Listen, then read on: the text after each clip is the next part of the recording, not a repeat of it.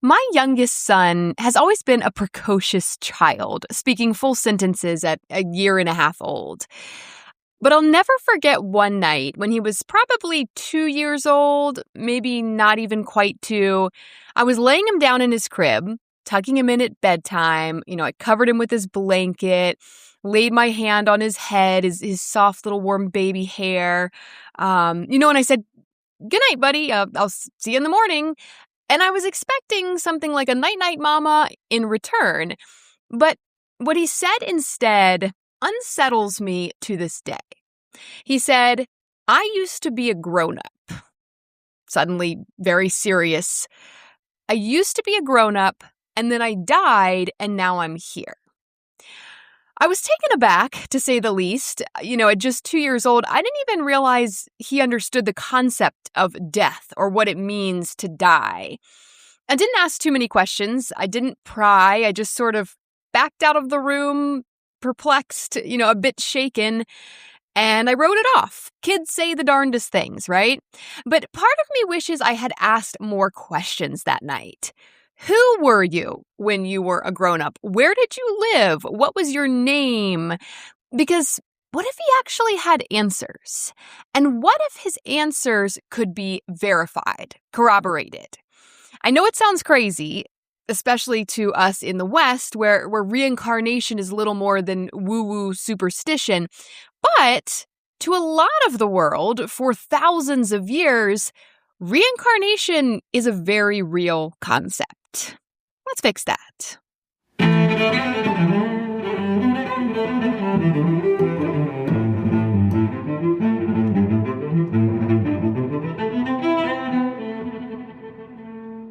Hello, I'm Venmo LaFountaine, and this is History Fix, where I tell surprising true stories from history you won't be able to stop thinking about. I'm back after a week off with a brand new Free for Everyone episode.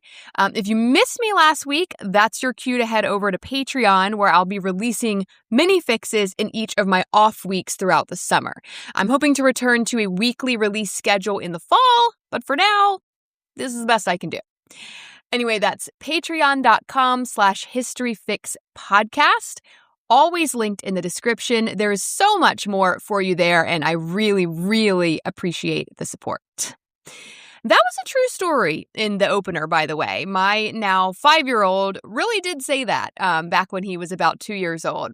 And I asked him not long ago, like years afterwards, I asked him if he remembered saying that or remembered anything about it. And of course, he did not.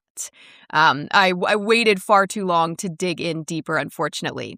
But I haven't stopped thinking about it. I've always been intrigued by the idea of reincarnation, which in Latin means quite literally entering the flesh again. So this is the idea that after someone dies, they are born again into a new body and they live a whole nother life as someone else. Now, there's all sorts of different ideas about how this works, depending on the culture or religion. Does everyone get reincarnated? How many times can someone be reincarnated? Do they always come back as humans, or could they come back as another type of animal, a bug, a plant? It all varies. But what I find really interesting about reincarnation is how widely believed in it is by cultures all over the place from all different time periods, who believed vastly different things, vastly different religions. So I found myself wanting to dig into the history of reincarnation. Where did this idea come from? How widespread is it? And of course, we'll also talk about more recent studies into these supposed cases of reincarnation, examples and evidence and whatnot. But first, the history. The origins of belief in reincarnation are obscure, of course. If we look at some of the ancient cultures that were the first to write things down, to record their ideas and their religious beliefs so that we can know about them now, we have the Sumerians, the Assyrians, the Egyptians. They did not appear to believe in reincarnation. Not really, anyway. With Egypt, they didn't, officially. They believed that the soul, or Ka, went on to an afterlife. It didn't return to Earth in someone else's body. But they did sort of toy around with the idea. For example, several Egyptian pharaohs claimed to be deities, gods reborn into human bodies. That's a little different than reincarnation, though. These are like gods being born as men, not men being born as other men. So this concept of reincarnation, it did not come from the ancient Mesopotamian cultures, ancient Egypt, ancient Assyria. It seems to have emerged instead around the 6th century BC, so like 2,600 years ago, in at least 3 different places that we know of. Ancient India, ancient Greece, and areas of Western Europe, like the British Isles, France, where the ancient Celts lived. All 3 of these cultures believed in reincarnation starting at around the same time.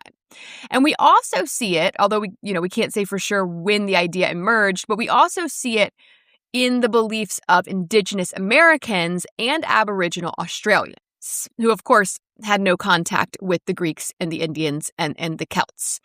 When we look at India, the main religion there is Hinduism. Just under 80% of the population of India is Hindu, and reincarnation is a core belief of Hinduism. We also see reincarnation in Buddhism, because Buddhism was sort of like an offshoot of Hinduism. Same with Jainism. All of these Eastern religions really hinge on this concept of reincarnation, that your soul returns to another body after you die, and critically, that your position in your next life, how good of a life you get, depends on how well you behave in this life. If you live a good life, if you make good choices, you're kind to people, you're kind to the earth, you'll come back in an even better position next time. Or maybe not even have to come back at all. You might move on, sort of graduate on to paradise, something like heaven, swarga, nirvana, whatever it's called in whatever religion or culture, which is the ultimate goal. To actually get out of this cycle of rebirth. Now, if you make poor choices in life, though, if you're selfish, if you're gluttonous, if you treat people badly, your next life will not be great. It will be worse. So in this way, same with like Christianity's heaven and hell, it's a way to make people behave, right? There's a lot of fear involved in reincarnation. You better get it right this time or you're coming back as a maggot or whatever. Today, it remains a very Eastern belief, but originally it was a Western thing too, because we see a belief in reincarnation emerge in ancient Greece, which was really the great-grandfather of the Western world. There, it was called metempsychosis. And evidence from this comes from the Orphic gold tablets. So these are, I believe there's like 35 of them that have been found. They are scraps of gold foil with writing on them that have been found in ancient Greek graves. And they seem to have served as a sort of passports to the afterlife, with instructions written on them, instructing the dead person in the grave where they were found, on how to navigate the underworld and possibly how to escape the wheel of rebirth, escape from being reborn again and just get to retire essentially and enjoy the afterlife. Because that was the ultimate goal, like in Hinduism, in Buddhism. You didn't want to be reborn over and over and over again into new lives. You wanted to do so well in your life that you could be done with that mess and just sort of graduate and transcend this wheel of birth and go on to paradise, right? Now, more proof that the ancient Greeks believed in reincarnation comes from ancient Greek philosophers. So, for example, the philosopher Plato, who I feel like I talk about quite a lot. Plato is slowly joining the ranks of Christopher Columbus, Henry VIII, and Thomas Edison here. And just like with those 3, I have a bit of a love-hate relationship with this guy. But who am I kidding? I have a hate-hate relationship with Columbus. But anyway, Plato wrote about reincarnation. According to the Institute of Noetic Sciences, quote, Plato developed a cosmological theory of rebirth. He suggested that each soul needs to discover love as a mingling of pleasure and pain, fear and anger, and other paired emotions. This can be interpreted as realizing that emotions are just energies and can make us see the world through a distorted lens, while love is the truth. If the person managed to conquer the emotions through love and lived a proper philosophical life, they could return to the star from which they originated. On the contrary, if passions took over and governed their life, they would be reborn in human or animal form. The goal, according to Plato's cosmological theory, was to escape from rebirth. A common theme among philosophers in this epic was that one must live a pure life devoted to prayer and rituals to transcend the death-rebirth cycle. End quote. Before Plato even, the Greek philosopher Pythagoras, yes, of Pythagorean theorem fame, a squared plus b squared equals c squared, triangle stuff. He didn't actually invent that theorem. That's a whole other story. Pythagoras clearly believed in reincarnation and claimed that he could actually remember his past lives. Now, interestingly, because their mythology, their gods and goddesses were so similar, the Romans didn't really believe in reincarnation like the Greeks did. They were intrigued by the idea put forth by Pythagoras and Plato. They read these ideas, but it was more philosophy to the Romans than it was religion. They leaned more towards you either went to the underworld, right, to Hades, or Pluto, as the Romans called him, or many Romans also believed that that nothing happened when you died. You just were no longer, the soul perished with the body. There was also the belief that the dead lived on through memories and ancestor worship. So the Romans, they were just really all over the place with their afterlife beliefs. They did not know what to think. In the year 313 AD, though, something very significant happened in Rome, less than 100 years before it would ultimately collapse. Christianity was legalized, and then in 380, it would become the official religion of Rome.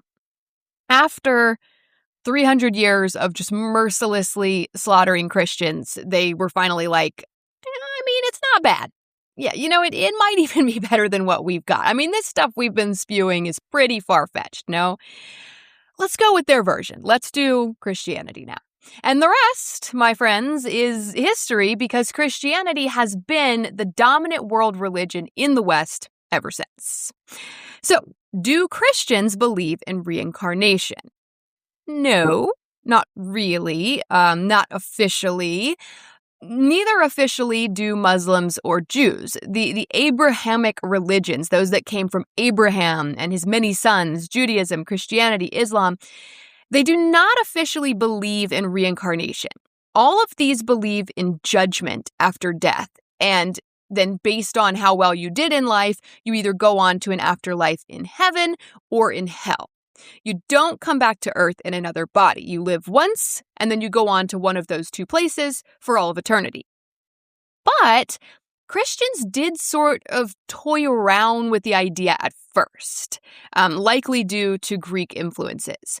However, the belief in reincarnation was officially banned in the year 533 by the Fifth Ecumenical Council, headed by Byzantine Emperor Justinian I. So Justinian wasn't down to be like wishy-washy like the Romans, right? He's like, we got to decide here. Is it heaven and hell, or is it reincarnation? It can't be both. And so he called this council, and they quashed the whole reincarnation thing for the Christians. But not totally. Christians still kind of mess around with the idea, or like some sects of Christianity do anyway, toy around with this idea still. Like some sects believe that New Testament characters are actually reincarnations of Old Testament characters. So, for example, some believe that John the Baptist was a reincarnation of the prophet Elijah.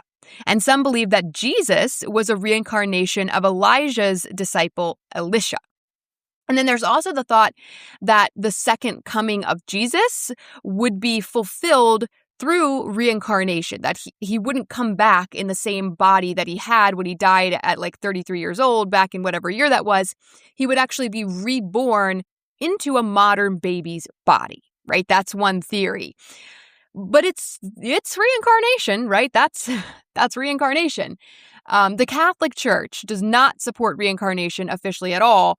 But then at the same time, certain Catholic sects have taught about reincarnations of the Virgin Mary. For example, Marie-Paul Guiguer and Maria Francisca have both been claimed to be reincarnations of the Virgin Mary.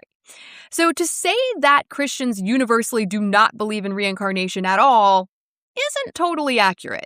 Kind of like with the Romans, they've played around with the idea a little bit, and like with the Egyptians too, right? They're sort of toying with the idea at least. So how did the idea get to the United States? Because the Puritans, who essentially founded the country, certainly didn't believe in reincarnation, officially anyway. The Institute of Noetic Sciences explains, quote, "The German esotericist Franciscus Mercurius van Helmont wrote the first book-length work on reincarnation in English. He saw soul evolution as inseparable from human progress. He believed that each soul had an upper limit of 12 reincarnations over 1,000 years, with sometimes long periods of rest between incarnations used to perfect the soul. The book, released in 1684, is called 200 Queries Moderately Propounded Concerning the Doctrine of the Revolution of Humane Souls and its Conformity to the Truths of Christianity." How about that book title? Holy moly, Franciscus. In the book, eternal heaven or hell are depicted as irrational. The book was put together by George Keith, who was passionate about the topic. They met through a mutual acquaintance, and Keith went on to bring this view of reincarnation to America in 1690. End quote. But we also can't say that this Keith guy was the first to bring the idea of reincarnation to America, because the indigenous people of the Americas already had beliefs very similar to reincarnation. The Institute for Noetic Sciences says, quote, "Long before the Europeans came, most native groups believed in rebirth based on indigenous theories of soul life. These are complex theories, but they all encompass a post-mortem existence, including cognitive awareness and the ability to be reborn. The concept of the soul has multiple parts, each returned to its respective domain after death. For example, the breath is believed to return to the stars. Like in the African traditions, reincarnates are given many names connected to the previous life. They are expected to live up to the accomplishments of the ancient soul. A disincarnate soul could be born into many bodies at once. People with the same name were believed to originate from the same soul. In short, there are three major perspectives on reincarnation among Native Americans. Number one, post-mortem existence after death is similar to life here and now. Number two, individuals can choose between staying in the village of the dead or reincarnating. Number three, the naming process plays a central role and is believed to affect the destiny of the newborn. End quote. So reincarnation existed to some extent in the Americas before the arrival of Europeans. Even today, it's more widely accepted than you might think. According to Lauren Kahn, writing for Reader's Digest, some 33% of Americans believe in reincarnation, including 29% of Christians. She goes on to claim that 10% of those believers report being able to recall their own past lives. So that brings us to the evidence, these witness accounts, people who can remember their past lives and what that proves or doesn't prove about the possibility of reincarnation. For that, we need to turn to the work of psychiatrist Dr. Ian Stevenson at the University of Virginia. Dr. Stevenson spent decades studying reincarnation and documenting over 2,500 cases of children who claimed that they could remember their past lives. They could even recall specific details like their name and where they lived and how and when they died, which could then be corroborated. And in many cases, they were able to identify the exact person that this kid was claiming to be. These memories, these testimonies by these children often presented themselves starting at around age 2 or 3, when the child could actually talk well enough to convey the information. But by age 6 or 7, the memories had all but disappeared. They couldn't remember the past lives anymore by the time they were like 7. And this is because around that age, 6 or 7 years old, we start to lose the memories of our early childhood. You probably don't remember much from when you were like 3 or 4 years old. Well, memories of past lives apparently get dumped as well with those early childhood memories. Now, Dr. Stevenson's research has, of course, been highly criticized. There's a lot of skeptics. Most claim that these children are likely fabricating false memories based on, their imaginations or dreams or stories that they've heard. Now, to me, that doesn't really explain how they're able to verify the details of these supposedly false memories, find a person by that name who died that way and whatnot.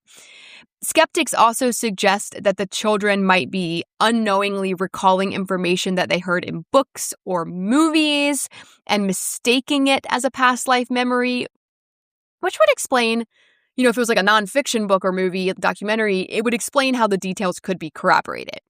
They also point out that the vast majority of the cases Dr. Stevenson documented came from cultures that already widely believe in reincarnation, like in India. So this suggests a sort of confirmation bias going on, right? Like the parents are reinforcing the idea, or even possibly unwittingly or even wittingly, feeding the child information that makes the past life memory seem more credible than it actually is. So because of the very real possibility of that, I'm really more interested in the documented cases of past life memories that are coming from people who don't already believe in reincarnation. If you don't believe in reincarnation and all of a sudden your toddler starts telling you that they used to be what's his name and they died doing so-and-so and this is where they lived and this was their brother's name or whatever, and then you can go and corroborate all that information and find out that, yes, that person actually lived and those details about their life are correct, that's far more compelling to me. So I found a few examples like that I want to share with you. Both of these cases come from the research of Dr. Jim Tucker. Dr. Jim Tucker is a child psychiatrist who essentially took over for Dr. Ian Stevenson when he retired in 2002. Dr. Tucker first explains how the process works in that Reader's Digest article by Lauren Kahn, which is linked in the description. He says, before he even looks into a case, he asks 2 questions. Number 1, do the parents seem credible, right? Are these like wacko crazy parents or do these seem like sane people? And number 2, could the child have picked up the past life memories through TV, overheard conversations, or other ordinary means? If he gets a yes and then a no to those 2 questions, he looks into it further. After hearing the past life memory retold by the child, Dr. Tucker and his team, his research team, they then try to corroborate the details. They try to find the person that this child is claiming to have been in a past life.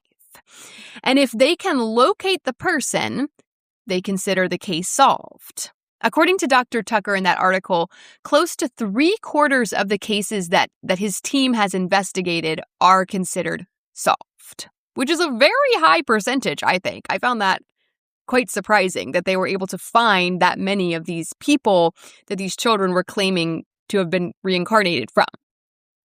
One solved case Dr. Tucker researched that I find really compelling is that of Ryan from Oklahoma. So one night when Ryan was 4 years old, he woke up in the middle of the night screaming. His mother rushed into the room to see what was wrong, and he just kept saying over and over, "Mommy, I'm so homesick. Mommy, I'm so homesick." His mother, Cindy, already knew what he was talking about because over the past few months, Ryan had been begging her to take him to the house where he, quote, lived before. He said it was a big house in Hollywood with a pool and fast cars. He once said to her, quote, "I can't live in these conditions. My last home was much better," end quote. which, like, as a mom of 4-year-old boys, I'm like, oh, please give me a break. Right. Trying my best here. But now Ryan's waking up at night and he's screaming and he's claiming to be homesick for this other home that he had in Hollywood. He's clearly distressed. He's emotionally distressed about this. And Cindy is shaken up about it enough at this point that the next morning she goes to the library and she brings a bunch of books home about old Hollywood. Ryan climbs up into her lap and they start flipping through the books together. And she hopes that, seeing these images, it might calm him. He might enjoy seeing pictures of the sorts of things he keeps describing. And then when they get to one particular page, Ryan becomes very excited. It's clearly resonating with him. They get to this page with a photograph showing a scene from a 1932 movie called Night After Night. And Ryan slams his hand down on the page, stopping his mother from turning to the next one. And he yells, "Mama, that guy's me, the old me." And he's pointing to a man in the picture from that movie. Cindy didn't know what to think about this. She didn't believe in reincarnation. But the next day, sort of just seeking answers, she goes back to the library and she checked out a book about children who remembered their past lives, about reincarnation. And at the end of that book was a note from the author, who just so happened to be Dr. Jim Tucker, saying that he wanted to hear from parents of children who claimed to remember past lives. So Cindy wrote him a letter, and the official investigation into Ryan's claims of old Hollywood glamour began. The goal here, if you remember, is to solve these cases. The goal is to identify the actual person that these children are claiming to have once been. Now, in Ryan's case, there was a solid place to start, right? The man in the photograph of that 1932 movie scene. Figure out who that man is. This man was not credited in the film. There was no mention of his name. So an archivist pored over books in an old film library until she found a man who resembled the one in the photo. His name was Marty Martin, and he had been a Hollywood agent. Turns out Marty Martin had made an unbilled cameo in that movie, Night After Night. He didn't have any lines or anything like that. He's just sort of like in that one scene. So they found the guy from the photo, but there has to be more proof than that, right? Ryan could have just pointed to any old guy in any old photo. So Dr. Tucker set up a meeting with Cindy and Ryan and with Marty Martin's daughter, who was still alive. At this meeting, Ryan was able to tell them specific details about Martin's life, from his work history to the location and the contents of his home. And his daughter confirmed that more than 50 of those details were indeed correct. So because they found the man Ryan was claiming to have been in a past life, and because they were able to corroborate so many of the details that he shared, details that a 4-year-old in Oklahoma who had never met Marty Martin or anyone related to Marty Martin, could possibly have known, Ryan's case is considered solved. The other case I want to share with you is that of James Leininger from Louisiana. When James was 2 years old, he woke up one night screaming, just like Ryan. But he's screaming, "Airplane crash, plane on fire, little man can't get out." And his parents, Bruce and Andrea, they rush into the room. They're concerned, obviously, but, they didn't believe in reincarnation. So that's not where their minds immediately jumped. My mind would probably immediately jump to a bad dream, right? But James seemed to know an awful lot about World War II, specifically World War II pilots and aircraft. For example, when his mother referred to an object on the bottom of a toy plane as a bomb, he corrected her. It was actually a drop tank, he said, and he was correct. Once, when he was watching a History Channel documentary with his parents, the narrator called a Japanese plane a Zero, and James corrected the narrator. It was actually a Tony. Correct again. James remembered more details of his past life. He said that his name was James then, too, and that he'd flown off of a ship called Natoma. Okay, so this was enough of a detail to start doing some investigating. So Bruce and Andrea started researching World War II aircraft carriers. And sure enough, they found one called USS Natoma Bay. And one of the pilots on board was a James Hudson, who had been killed in action when his plane went down over the Pacific. Now, I have to point out, I find it very interesting. As soon as I heard that little detail, I find it very interesting that James Leininger and James Hudson had the same name, James. Because that really harkens back to the indigenous American reincarnation beliefs that the names were important, right? People with the same name were believed to originate from the same soul. And the same can be said of a lot of African beliefs as well. The names were important. To name a baby after an ancestor was to possibly link their souls. There are many critics and skeptics of the Leiningers' claims, of course. Christopher C. French is one of them. French is a professor of psychology at Goldsmiths, University of London, who heads a unit that studies claims of paranormal experiences. He says in that Reader's Digest article, quote, "Reincarnation is an intriguing psychological phenomenon, but I think it is far more likely that such apparent memories are in fact false memories rather than accurate memories of events that were experienced in a past life." End quote. When it comes to James Leininger, he points out, quote, "Although his parents insisted they never watched World War II documentaries or talked about military history, we do know that at 18 months of age, James was taken to a flight museum where he was fascinated by the World War II planes. In all probability, the additional details were unintentionally implanted by his parents and by a counselor who was a firm believer in reincarnation." End quote. But Dr. Tucker refutes that. He says he has documentation for many of James' claims from before his parents even knew about James Hudson or the Natoma. And James' father Bruce says in that article, quote, "I was the original skeptic, but the information James gave us was so striking and unusual. If someone wants to look at the facts and challenge them, they're welcome to examine everything we have. You try telling a 2-year-old what to believe. You're not going to be able to give them a script." End quote, which is a solid point. There are those that argue, Bruce and Andrea Leininger wrote a book about James' past life memories called Soul Survivor. So people argue that they had motive to sort of help plant those false memories, right, to sell books. And there are so many more cases, examples of reincarnation. As I said, many of them come from cultures that already believe in reincarnation, like places that practice Hinduism. And those are, I have to agree with the skeptics a little bit that those are a little bit less credible just because of the reinforcing environment in which they bloomed. But when it comes to stories like Ryan's or James, both of their parents were skeptics. They did not have preconceived belief in reincarnation. So those are a bit more compelling to me. If past life memories really are false, I'm a bit perplexed by all the corroborated details. Those are some pretty wild coincidences. But I see where the critics are coming from, too. Human psychology is so complex.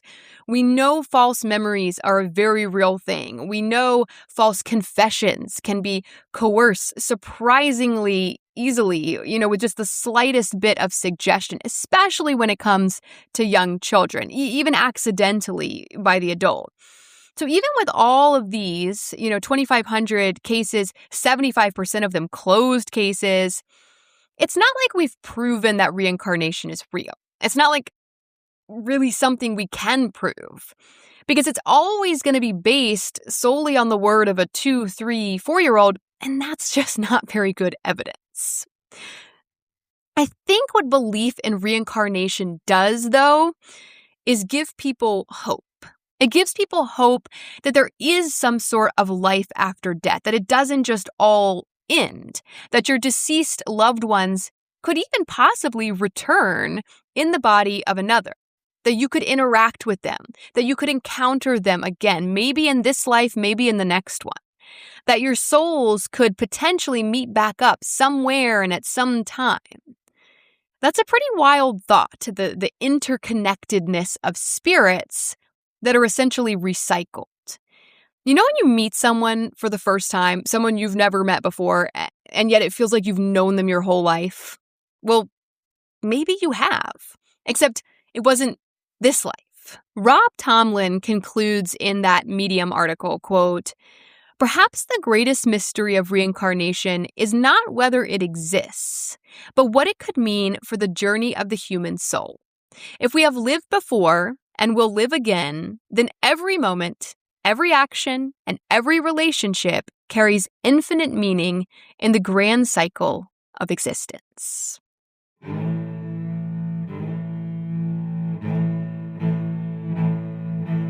Thank you all so very much for listening to History Fix. I hope you found this story interesting, and maybe you even learned something new. As always, source material for this episode can be found in the show notes.